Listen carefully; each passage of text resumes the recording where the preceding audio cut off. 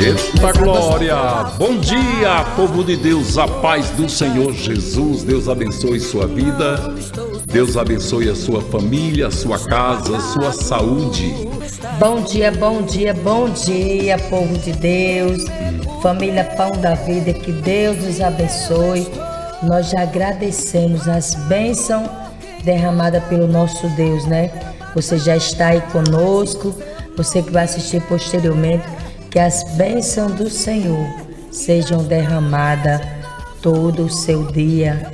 Que em nome de Jesus, aquilo que você está dizendo, Senhor, e aí? Senhor, a promessa está terminando. Espera só mais um pouquinho. Que Deus abençoe grandemente o nosso dia. Que Deus abençoe a sua família, a sua casa, o seu trabalho, por onde você passar. Que as bênçãos do Senhor sejam derramadas em nome de Jesus. E as nossas ovelhinhas de perto e à distância, ó, se sintam abraçadas, se sintam tocadas por esse Pai maravilhoso, em nome de Jesus. Amados queridos, nós vamos falar sobre visão hoje. Todo dia nós abordamos um tema para trazer conhecimento à Igreja de Jesus. A Bíblia Sagrada, a Palavra de Deus, ela fala que a visão pode estar relacionada à capacidade física de ver, de enxergar, ou à capacidade de discernir coisas espirituais. Neste caso, a visão é uma das maneiras que Deus pode usar para transmitir uma mensagem a mim, a você, a qualquer um de nós. Olha, no Antigo Testamento, muitos profetas tinham visões sobre mensagens específicas de Deus para o seu povo. No Novo Testamento houve visões marcantes, como a visão de Jesus, de Moisés e Elias, lá no Monte da Transfiguração, no Monte Hermon. A visão que Paulo teve de Jesus na estrada de Damasco, a visão que João teve de Jesus em Apocalipse. Toda visão dada por Deus é verdadeira e se cumpre fielmente. Algumas, pessoas afirmam ter o dom de visão espiritual ou dom de revelação. E isso é um dom do Espírito Santo. Mas será que toda visão vem de Deus? É isso que nós temos que ver. Este é um assunto muito delicado. Muito delicado porque, assim como muitas profecias, revelações e sonhos, nem todas as visões são do nosso Deus. Então, como posso saber se a visão é de Deus? Em primeiro lugar, é preciso saber que a principal maneira que Deus se revela é através da sua palavra, da Bíblia Sagrada.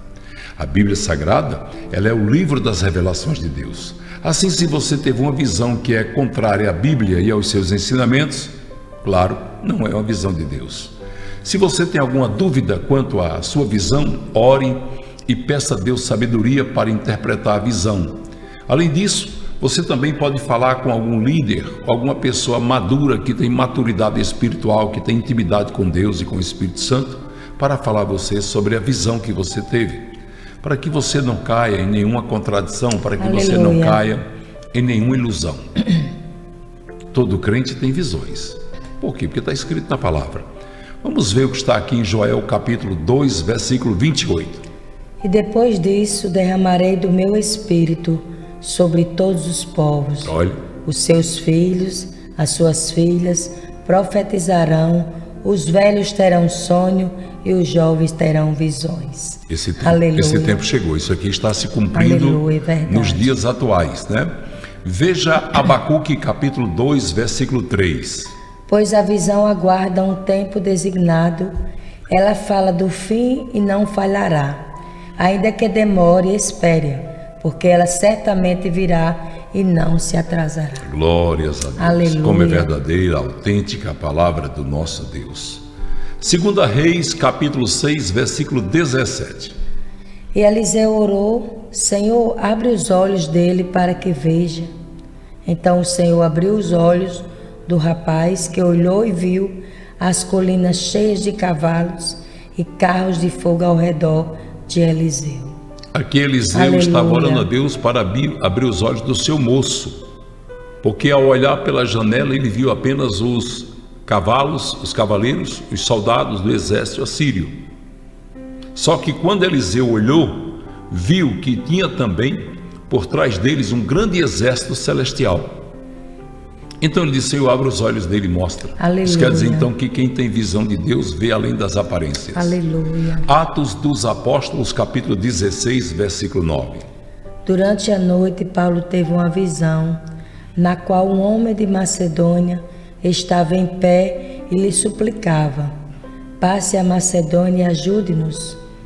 Essa visão de Paulo mudou Aleluia. o destino de Paulo, mudou o roteiro dele. Foi a partir desta visão que Paulo entendeu que era necessário ele ir a Macedônia. Aleluia. Veja aqui o que está em Atos dos Apóstolos 9, versículos 10, 11 e 12. Em Damasco havia um discípulo chamado Ananias.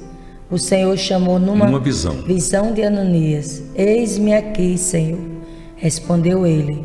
O Senhor lhe disse: vá à casa de Judas, na rua chamada direita, e pergunte por um homem de Tarso, chamado Saulo. Ele estava orando. Numa visão, viu um homem chamado Ananias chegar e impor-lhe as mãos para que voltasse a ver. Você está vendo Aleluia. A revelação de Deus e até o chamado de Deus através Aleluia. desse dom espiritual que é a visão celestial. Provérbios capítulo 29, versículo 18. Onde há revelação divina, Onde não há revelação divina, o povo se desvia. Mas como é feliz quem obedece à lei. Você veja que a palavra de Deus está dizendo que onde não há revelação divina, o povo se desvia. O povo sai do caminho de Deus. Aleluia. Logo, a revelação de Deus, ela é essencial, ela é necessária. 1 Samuel capítulo 3, versículo 1. O menino Samuel ministrava perante o Senhor sob a direção de Eli. Naqueles dias, raramente o Senhor falava, e as visões não eram frequentes. Por que isso? Aleluia. Porque Deus estava insatisfeito com o sacerdócio de Eli, Aleluia. por causa dos seus filhos, Hofni e Finéias, e Deus estava triste, por isso não tinha visões. Logo vamos entender que para termos as visões de Deus é necessário caminharmos com Deus, Aleluia. andar nos seus preceitos, naquilo que Ele estabeleceu para todos nós. Salmos 89, versículo 19. Numa visão falaste um dia, e os teus fiéis disseste: cobri de forças um guerreiro, e exaltei um homem escolhido dentre o povo. Cobriu de Aleluia. forças, viu numa visão Deus falando aos fiéis que havia coberto de força um homem, um escolhido dele. Números capítulo 12, versículo 6. E ele disse: ouça as minhas palavras quando entre vocês há um profeta do Senhor. A ele me revelo em visões, em sonhos, falo com ele. Aqui nessa palavra Aleluia. nós podemos ver, por exemplo, lembrar lá no livro do Deuteronômio, quando Deus, conversa, Números também, quando Deus conversa com Miriam e Arão, que era irmão de Moisés, e ele disse: com vocês e com os outros eu falo em visões, falo através dos profetas. Aleluia. Mas com Moisés eu falo cara a cara. Deus estava dizendo: a minha intimidade com Moisés é muito maior do que a minha intimidade com vocês, porque eles estavam afrontando exatamente a direção de Moisés. Glórias a Deus por isso. Vamos ver Atos dos Apóstolos, capítulo 10, versículos de 9 a 16. No dia seguinte, por volta de meio-dia, enquanto eles viajavam e se aproximavam da cidade, Pedro subiu ao terraço para orar. Tendo fome, queria comer. Enquanto a refeição estava sendo preparada, caiu um êxtase, viu o céu aberto e algo semelhante a um grande lençol que descia à terra, preso pelas quatro pontas, contendo toda espécie de quadrúpedes, bem como de répteis da terra e aves do céu. Então uma voz lhe disse: levanta-se, Pedro, mate e coma. Mas Pedro respondeu: de modo nenhum, Senhor, jamais comi algo impuro ou imundo. A voz lhe falou segunda vez: não chame impuro aos que Deus purificou. Isso aconteceu 3 vezes e em seguida o lençol foi recolhido ao céu. Aqui Deus estava mandando Pedro à casa de um homem, e lá Deus operou maravilhas. Aquele homem era um centurião romano, e Deus lá batizou no Espírito Santo pessoas que não tinham sido nem batizadas nas águas. Deus mandou que Pedro acompanhasse os homens que estavam vindo a mandado daquele centurião, que ele também tinha ouvido a mensagem de Deus em visão. E quando Pedro chegou lá, grande foi o mistério que aconteceu ali. Isso, irmãos, demonstra que Deus ordena através de visões. Às vezes você tem uma visão e pensa que é coisa da sua cabeça. Nós crentes costumamos muito sentir as coisas e ficar em dúvida: será que é coisa minha ou é coisa de Deus? Mas assim como nós podemos ver na Bíblia Gideão buscando aprender, receber de Deus revelações, confirmando que foi Deus que falou, nós também temos o direito de fazer isso. Amém, queridos? Então vamos ver aqui mais uma palavra aqui de Deus. 1 Coríntios capítulo 2, versículo 15. Mas quem é espiritual discerne todas as coisas, e ele mesmo por ninguém é discernido, pois... Está dizendo o seguinte, que quem é espiritual vai discernir as coisas. Quem é espiritual, irmãos? Como é que eu faço para mim ser um crente espiritual? Eu vou ter que procurar intimidade com Deus. A intimidade com Deus você adquire especialmente lendo a Bíblia, que a Bíblia é o livro das revelações de Deus. E a partir do momento que você lê mais, que você escuta mais pregações, que você procura assistir às pessoas que falam de Deus, você vai adquirindo mais intimidade. Quer um exemplo? Eu conheço muito bem a pastora Jossanete. Por que eu a conheço? Porque ela é minha esposa, mora comigo, e eu moro com ela. Nós temos uma vida em comum, compartilhada, passamos o dia inteiro juntos. Então qualquer pessoa que vier falar para mim sobre a pastora Jossanete, eu vou saber se foi ela ou não que disse aquilo. É assim ou não é? Quando você, às vezes, talvez você já tenha passado pela experiência de dizer: não, isso aí ela não é capaz de fazer, não. O que é isso? Conhecimento da pessoa. É igual Deus. Quando você tem intimidade com Deus, você tem discernimento. Quando alguém diz: foi Deus que fez, você diz: não, não foi Deus. Por que não foi? Porque eu conheço Deus. Eu tenho intimidade, eu sei o que Deus faz ou Deus não faz. Veja Abacuque capítulo 2, versículo 2. Então o Senhor me respondeu: escreva claramente a visão em tábuas, para que se leia facilmente. Deus dava visões aos profetas e muitas vezes mandava que eles escrevessem. Para quê? Para ficar gravado, para que você pudesse ter isso hoje, assim como também nós tivéssemos em todos os tempos. Nós temos a Bíblia. Aleluia. A Bíblia foi revelação de Deus. Muita coisa, grande parte da Bíblia foi revelações do Espírito Santo. A palavra de Deus diz: não existe palavra na Bíblia que não seja inspirada pelo Espírito Santo. É verdade? Veja Mateus capítulo 17, versículos 2 e 3. Ali ele foi transfigurado diante deles. Sua face brilhou como o sol, e as suas roupas se tornaram brancas como a luz. Naquele mesmo momento apareceram diante deles Moisés e Elias conversando com Jesus. Aqui foi no Monte Hermon, no Monte da Transfiguração, quando Aleluia. Moisés e Elias apareceu a Jesus na frente dos seus discípulos. E eles tiveram uma visão. E olha que aqueles homens andavam com Deus. E a visão que eles tiveram, eles sabiam que era Elias e que era Moisés. Aleluia. Mas naquele momento eles não entenderam. É tanto que Pedro vai dizer que vai armar umas barracas, umas tendas para eles três, para Elias e para Moisés, porque Jesus estava ali com eles. Qual era o recado de Deus ali? É tanto que depois Deus disse: este é meu filho amado, faça tudo o que ele mandar. Aleluia. O recado era: Moisés representa a lei, Elias representa os profetas, e Deus estava dizendo: ele, meu filho, é maior do que a lei e é maior do que os profetas. Por isso, faça tudo o que ele mandar. Aleluia. O recado foi dado naquele dia, e aqueles homens, apesar de andar com Deus, com Jesus Cristo, mesmo assim tiveram uma certa dúvida com relação ao que estavam ouvindo. Nós vamos orar agora, queridos. E nessa oração, nós vamos pedir a Deus exatamente isso, que o Senhor nos dê visão. Visão espiritual, visão para ver as coisas. Sim, meu Deus. Ah, pastor, eu queria tanto ter visões, eu queria tanto poder desfrutar disso. Deus te dá, é só pedir. Vamos orar pedindo isso a Deus.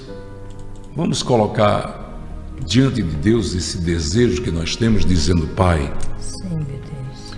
Pai, nós queremos pedir, Deus, que aquilo que está escrito, Deus, em Abacuque 2:28 se cumpra nas nossas vidas.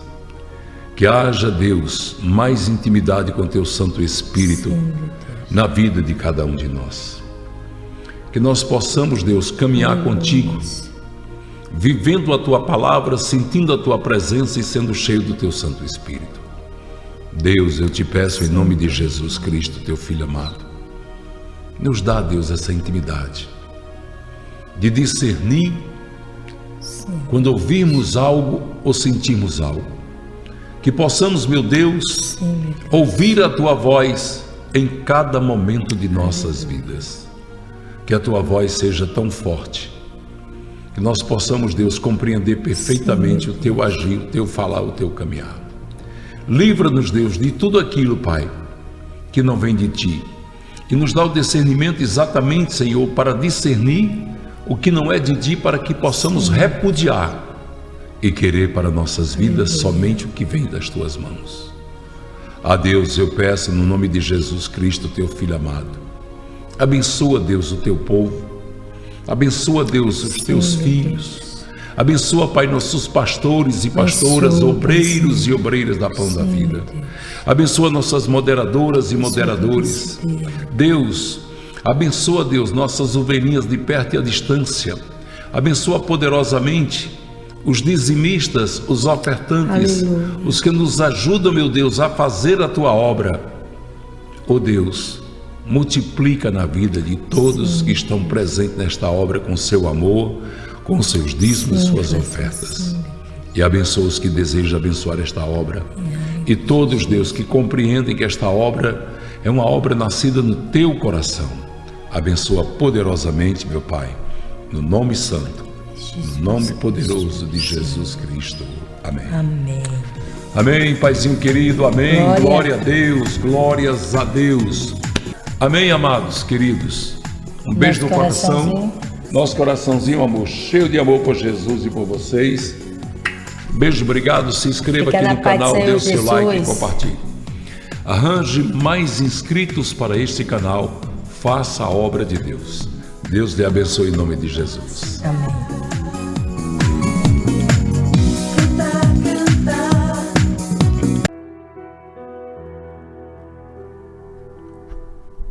Muito bem, amados queridos de Deus, prosseguindo com os nossos estudos sobre maldição hereditária, sobre suas consequências, sobre como combatê-las, nós queremos trazer mais esclarecimento a você que está conosco nesta campanha muito abençoada.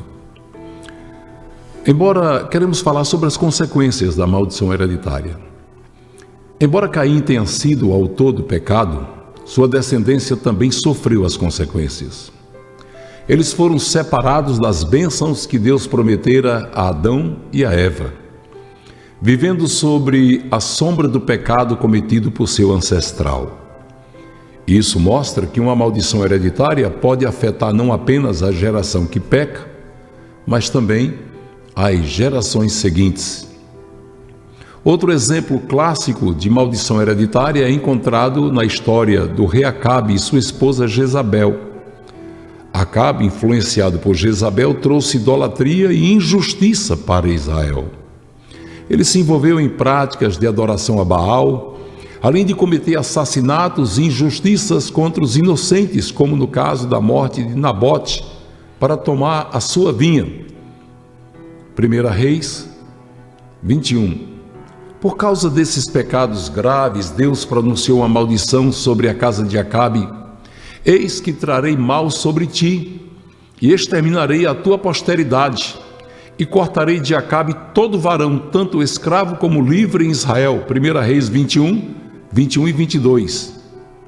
Deus, ele não apenas puniu Acabe, mas também toda a sua linhagem foi exterminada. Sua esposa, Jezabel, morreu de maneira trágica, seus filhos e descendentes foram mortos, eliminados completamente. A linhagem familiar de Acabe desapareceu. Pois é, são consequências. Nós podemos ver a maldição sobre Acabe.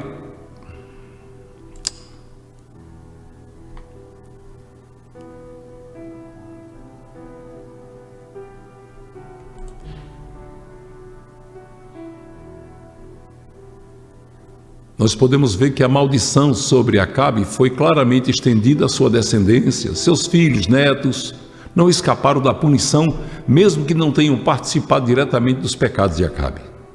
Isso, amados, demonstra o princípio espiritual de que as maldições podem ser transmitidas de geração em geração, afetando os descendentes de uma mesma família. Vamos ver, por exemplo, a casa de Davi.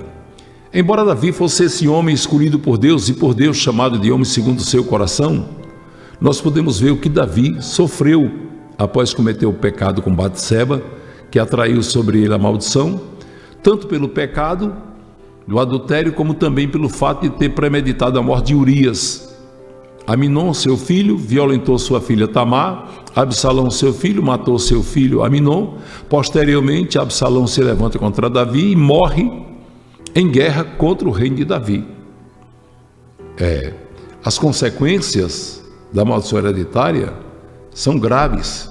No caso de Noé, sobre Canaã, por exemplo, demonstra que as ações de um ancestral podem impactar fortemente seus descendentes.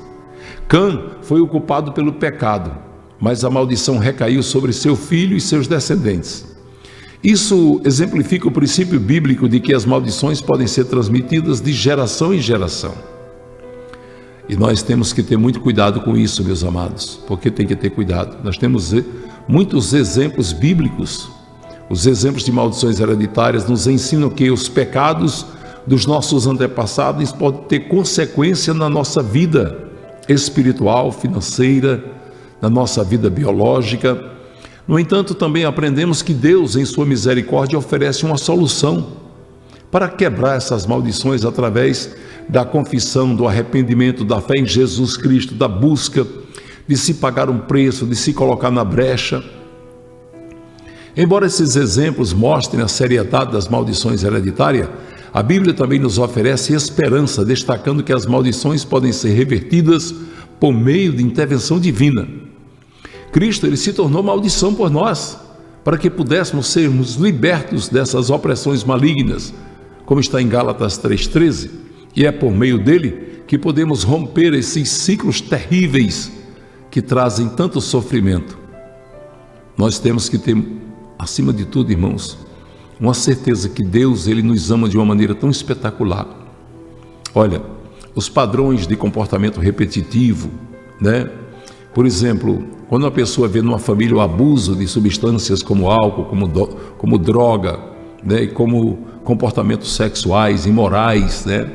Promiscuidade, adultério, a violência doméstica, a desobediência, a rebeldia, esses comportamentos parecem seguir um ciclo onde membros da família, de geração em geração, repetem os mesmos erros, os mesmos hábitos destrutivos, mesmo que inicialmente tente evitá-los. É comum encontrar relatos de famílias em que, por exemplo, todos os homens acabam se divorciando ou enfrentam vícios, onde as mulheres repetidamente entram em relacionamentos abusivos. Quando esses ciclos são identificados, são comuns em várias gerações, e isso pode indicar a presença de uma maldição hereditária. Um exemplo prático: Maria cresceu em uma casa onde seu pai era alcoólatra, era violento. Apesar de seu desejo de não seguir o mesmo caminho, Maria casou-se com um homem que também era alcoólatra e teve um relacionamento abusivo. Ao investigar a história de Maria, a sua história familiar, nós vamos descobrir que seus avós, seus bisavós também tinham enfrentado problemas semelhantes a esse. Esse padrão contínuo de comportamento destrutivo sugere a presença de uma maldição hereditária. Isso é algo terrível. Há sintomas, há sinais de maldições hereditárias, porque as maldições hereditárias podem se manifestar de maneira distinta e muitas vezes sutis, enganosas. Para quem está enfrentando os efeitos dessas maldições, os sintomas podem parecer apenas parte de uma vida desafiadora, sem uma ligação direta com um problema espiritual. No entanto, um dos primeiros passos para romper com as maldições hereditárias é reconhecer os sinais, os sintomas que indicam a presença da maldição hereditária. E nós sabemos que temos que explorar esses sintomas mais comuns, o impacto que pode ter na vida de uma pessoa, ou como discernir entre problemas naturais e influências espirituais.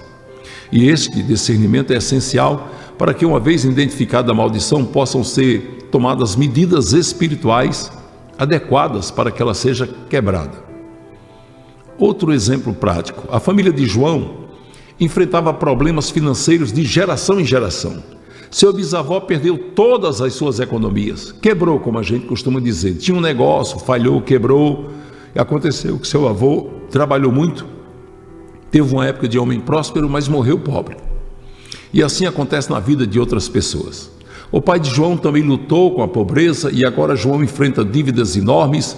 Apesar de ter um bom emprego, esse ciclo de pobreza que se repete em várias gerações pode ser um sinal de uma maldição hereditária.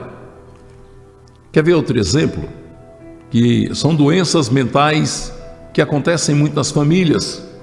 Problemas de saúde física, mental, que são recorrentes, especialmente aqueles que afetam várias gerações da mesma família. Isso é outro problema de maldição hereditária.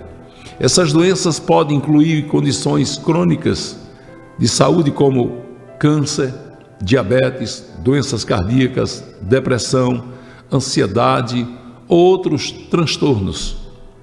Embora algumas dessas condições passam às vezes despercebidas, são causas genéticas que estão gerando no ambiente familiar um desgosto profundo. É muito comum você ver na mesma família várias mulheres vivendo uma tristeza muito grande com seu casamento, com seus filhos. E esses problemas afetam a saúde das pessoas. E de repente você vê uma pessoa morrer tão jovem de infarto, ter um câncer. Isso tudo pode ser ocasionado por maldição hereditária. E vocês estão aqui para compreender isso. Outro sinal comum de maldição hereditária são os problemas financeiros. Você veja que às vezes tanta gente, você fala assim: eu estou apertado, minha irmã está apertada, eu não tenho a quem recorrer, eu não tenho a quem buscar ajuda, todo mundo que eu procuro ajuda está quebrado, está sem dinheiro, está sem condição. Mas que coisa terrível! Ninguém pode me socorrer, na minha família não tem uma pessoa que tenha condições para chegar junto, para me ajudar a sair dessa situação. A presença repetida de pobreza, apesar dos esforços de trabalho árduo e das oportunidades que você tem, e você não consegue crescer, não consegue sair do lugar, com certeza existe uma maldição hereditária de miséria. Esses problemas podem ser particularmente frustrantes porque muitas vezes os membros da família parecem estar presos em ciclos de fracasso financeiro. Quer ver um exemplo? Na sua família, várias pessoas montaram lojas, abriram supermercados, vendinhas e todos quebraram. Ninguém conseguiu progredir. O ciclo da pobreza pode ser transmitido de geração para geração, com descendentes enfrentando os mesmos problemas durante muito tempo. Nós depois vamos falar amanhã sobre morte súbita e suicídio, que também pode ter consequências na maldição hereditária. É muito importante se aperceber disso e ficar observando as coisas que acontecem para abrir os olhos e não andar na cegueira espiritual. Vamos prosseguir com a nossa campanha Quebra de Maldições e que Jesus quebre toda maldição. Que todos possam sair dessa campanha vitoriosos, cantando o hino da vitória e glorificando o nome de Jesus. Amém.